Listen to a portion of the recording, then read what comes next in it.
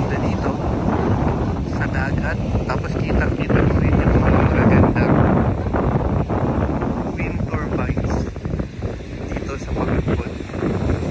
So napaka scenic po ng lugar dito.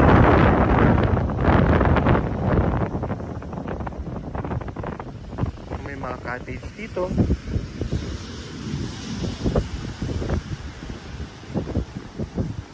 At tignan po natin, may mga mag-start ng mag-surf. Yan.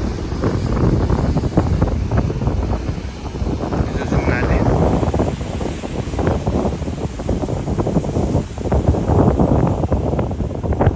Nag-sign up sa front.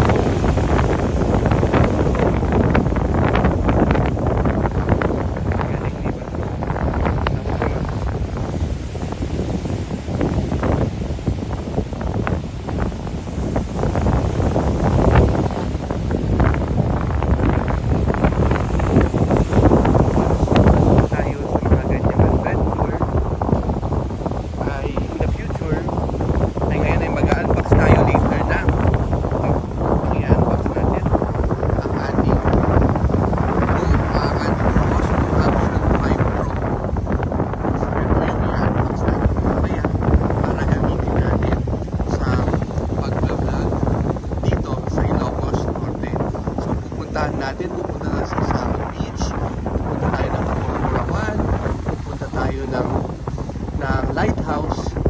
So itatry natin yung capabilities nitong Action 5 sa ating susunod na vlog. Pero dito muna tayo, so tingnan natin yung mga nagsasurf.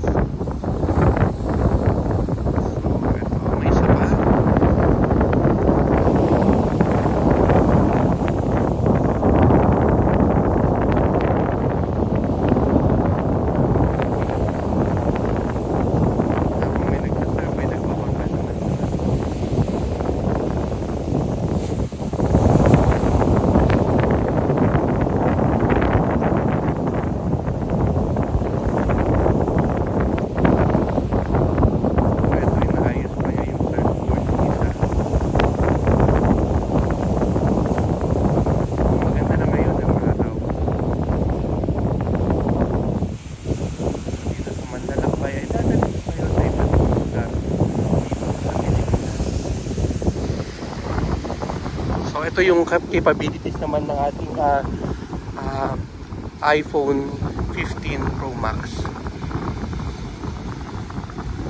So isang ikot ulit.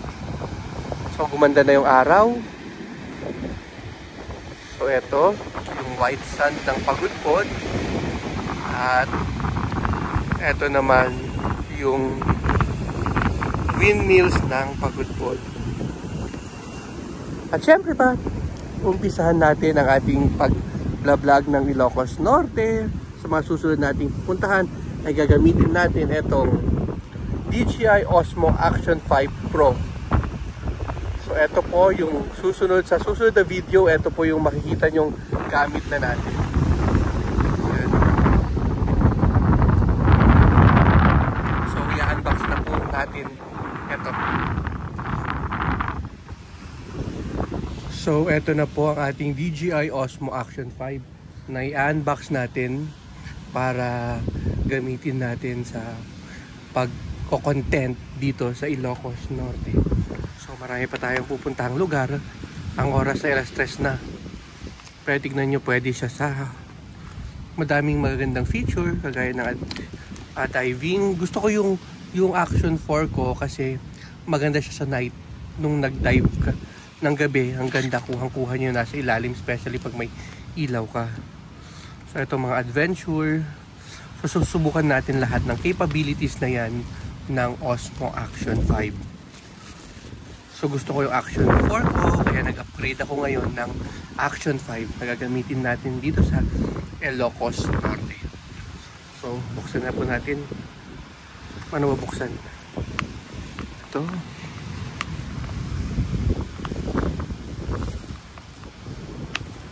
So naririnig yung kwan dagat.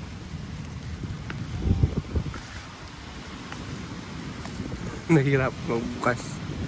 So yun, madami tayong paggagamitan dito sa Action 5. Ang unahin natin yung pupunta tayo dun sa napabayaang resort dito sa Pagudpod. Tapos pagkatapos nun pupunta tayo sa waterfalls. Tapos sa isang magandang beach pa dito sa Pagudpod. Tapos magpakapupurawan tayo. And then huli, susubukan natin yung night capabilities nito sa Burgos. So ito yung stick niya. Ito yung stick. Tapos ito yung mga accessories. So ano yung mga accessories niya? Ito yung mount. Ito yung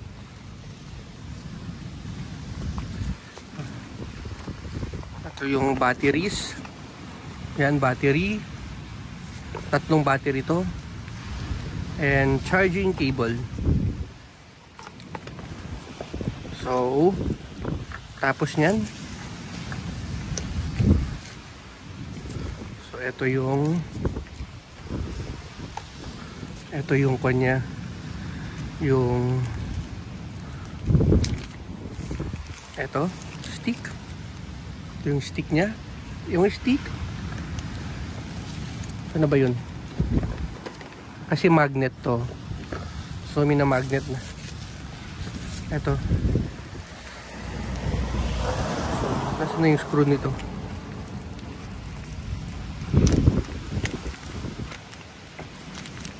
So ito, kakabit mo lang dito. Yan. So may screw dapat to. So hanapin natin. Saan yung screw? Bakit walang screw? Hindi ko makita. So ito naman yung Action Cam.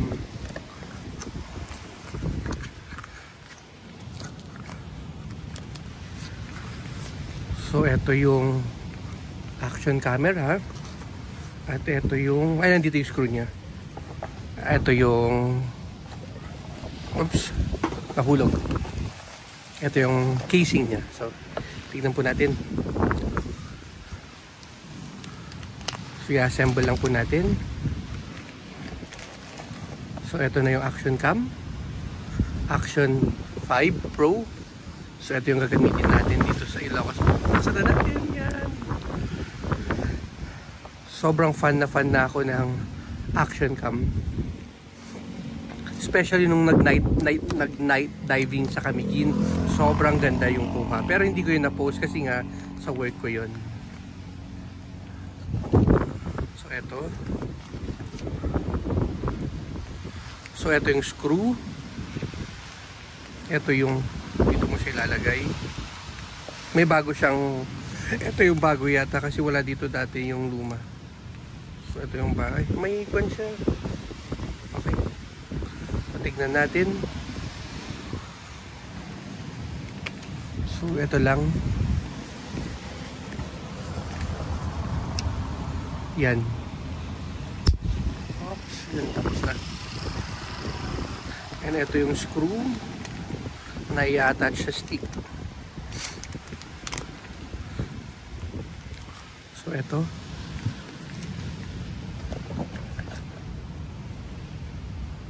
So ito kasi magnet na to. You know, tignan nyo. Yun, magnet na siya. Yan, magnet na po siya. So magnet na to.